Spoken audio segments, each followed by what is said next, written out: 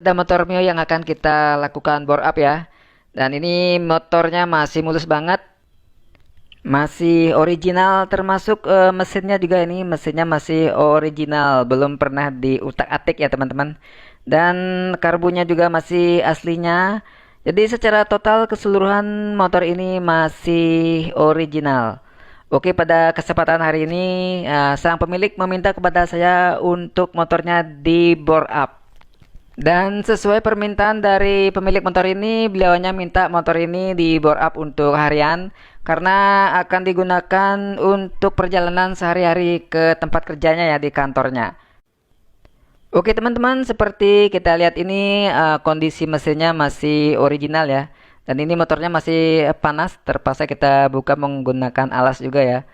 Ya, ini blok dan headnya semuanya belum pernah diutak-atik ya. Ini masih original, masih aslinya. Dan mari kita perhatikan di bagian headnya ya. Kelihatan sekali sudah sampai hitam begini, sudah kotor sekali. Ini menunjukkan bahwa motor ini sudah lama banget ya, tidak pernah dibuka dan pastinya jarang servis juga.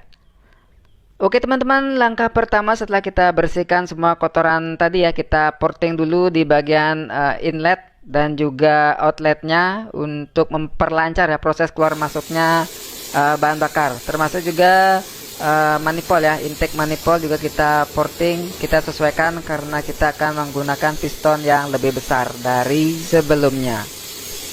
Oke, setelah kita bersihkan semua, termasuk kita sekir klep juga, dan kita akan ulas satu persatu mulai dari piston. Untuk piston kita lakukan perubahan di sini, kita buatkan coakan klepnya ya, untuk menyesuaikan bentuknya dengan kop Mio. Dan ini adalah perbandingan antara piston Mio dengan piston Bison yang akan kita pakai hari ini. Jadi terlihat cukup jauh ya perbedaannya, tetapi memiliki tinggi yang sama serta pen seher yang sama. Jadi ini benar-benar persis ya. Jadi dengan demikian volume silinder akan menjadi 158,2 atau kita bulatkan 160 cc. Oke, untuk bloknya kita ganti liner teman-teman. Jadi kita pasang liner baru ya, dengan ukuran maksimal bisa masuk di crankcase-nya. Dan di sini kalau kita ukur ya, setelah kita pakai piston Bison, di sini masih tersisa ketebalannya masih cukup ya teman-teman. Oke, terlihat di sini 2 mili. Jadi masih cukup aman ya untuk dipakai harian ataupun sekali-sekali touring. Jadi dijamin masih aman. Oke, itu di bagian liner yang kita lakukan perubahan. Oke teman-teman, langkah berikutnya saya akan mengulas bagian kop atau head.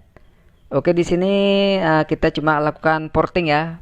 Jadi untuk menyesuaikan karena kita sudah melakukan bore up baik di bagian in dan juga di bagian egg ya. Jadi kita porting di sini masing-masing 0,5 mili.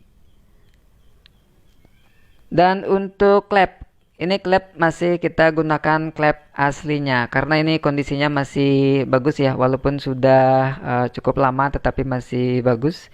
Jadi kita pasang kembali klepnya, klep aslinya. Cuma di sini kita sekir saja ya teman-teman.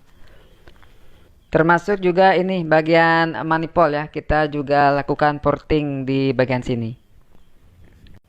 Selanjutnya untuk noken as, di sini kita gunakan Mastercam BRT T1. Ya, model ini sudah banyak sekali saya pakai ya untuk upgrade mesin beberapa motor ya. Dan ternyata hasilnya semuanya memuaskan. Jadi produk BRT ini sudah tidak perlu lagi diragukan ya. Ini adalah produk nasional dengan kualitas internasional. Oke teman-teman, untuk rocker arm kita dapat langsung ya. Ini sudah menggunakan sistem roller atau biasa orang bilang RRA, rocker arm. Jadi penggunaan roller ini akan memperingan kerja mesin ya, akan memperlancar, mengurangi gesekan yang ditimbulkan. Oke, selanjutnya kita buka bagian noken asnya. Oke, ini adalah penampilan noken asnya ya. Terlihat sekali bedanya di sini, knocknya atau jenongnya lebih besar ya. Kalau kita di sini ukur perbandingan antara samping dengan atas, di sini terdapat selisih hampir 5 mili. Jadi klep itu bisa bergerak maju mundur sekitar hampir 5 mili. Di samping juga dengan durasi bukaan klep yang lebih lama dari standarnya. Jadi ini akan memberikan efek yang cukup besar ya untuk meningkatkan power mesin kita.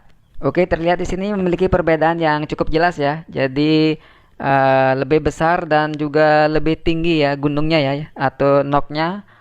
Ini tentu saja memberikan efek bukaan klep lebih lama dan juga langkah klep lebih panjang dari sebelumnya.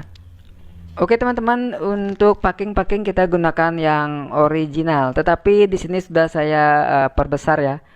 Jadi kita sesuaikan juga dengan diameter silindernya supaya benar-benar pas ya. Dan di sini juga saya gunakan packing yang original untuk menjamin supaya tidak nanti terjadi kebocoran. Jadi jangan sampai kita habis bore up motor malah nanti mesinnya bocor belepotan. Oke teman-teman, semuanya sudah siap. Kita sudah pasang noken juga. Ini bearingnya sudah kita ganti ya karena yang tadi hitam sekali. Termasuk juga ini rocker arm, dan juga kita sudah skir klep, dan termasuk juga kita sudah ganti sail klepnya. Oh ya teman-teman, untuk lebih meyakinkan klepnya tidak berbenturan ya, kita cek dulu, kita cek overlappingnya, kita tes dalam posisi kedua klep terbuka, dan kita akan ukur di sini celahnya. Dan di sini kita pastikan bahwa celahnya masih cukup aman ya, jadi tidak terjadi benturan antara klep in dan juga klep X. Oke, kita ukur di sini masih cukup lebar. Ini masih 0,9 masih masuk ya. Jadi dipastikan aman. Oke teman-teman, karena semua sudah siap, kita langsung pasang saja ya.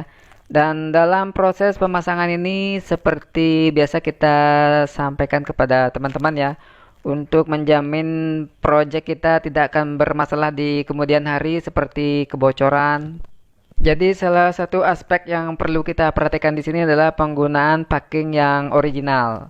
Selain itu kita juga harus perhatikan kedua permukaan tempat nempelnya packing ini harus benar-benar bersih dan rata.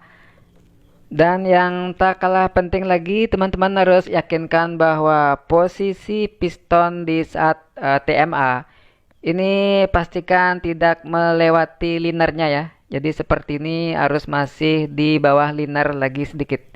Oke, ini sudah pas banget. Oke, selanjutnya untuk packing kop.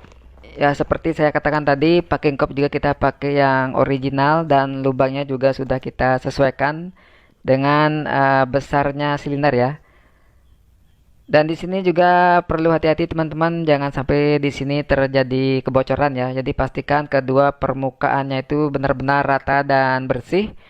Di samping juga penggunaan packing yang original. Apalagi kalau sepeda motor yang menggunakan sistem radiator, jadi itu lebih hati-hati lagi ya. Karena tidak jarang habis bore up motornya malah kemasukan air ya. Jadi air yang mestinya untuk mendinginkan justru masuk ke ruang bakar. Ya itu kalau motor yang menggunakan radiator. Oleh karena itu penanganan di bagian head ini sangat penting sekali ya diperhatikan. Supaya proyek kita benar-benar hasilnya memuaskan. Jadi pada intinya setelah kita bore up, motor bisa lari lebih kencang dengan tenaga yang lebih besar, tetapi mesin juga tetap bersih. Oke teman-teman, ini sudah hampir selesai dan ini project dilanjutkan oleh teman saya ya untuk melengkapinya. Karena saya juga harus mengerjakan yang lain ya. Karena hari ini cukup banyak juga pekerjaan di bengkel kita. Oh ya teman-teman, ini kuil kita ganti juga ya. Tadi saya lupa untuk memperkenalkan, dan ini kuilnya kita pakai yang Kitako. Dan ini kuil Kitako adalah permintaan dari pemiliknya. Karena beliaunya menginginkan pengapian yang lebih sempurna ya. Karena kita sudah memperbesar sisi motor ini Dan beliau juga menginginkan supaya pengapiannya lebih sempurna. Jadi kita gunakan coil racing. Oke teman-teman, semua sudah terpasang dan sekarang kita lakukan tes.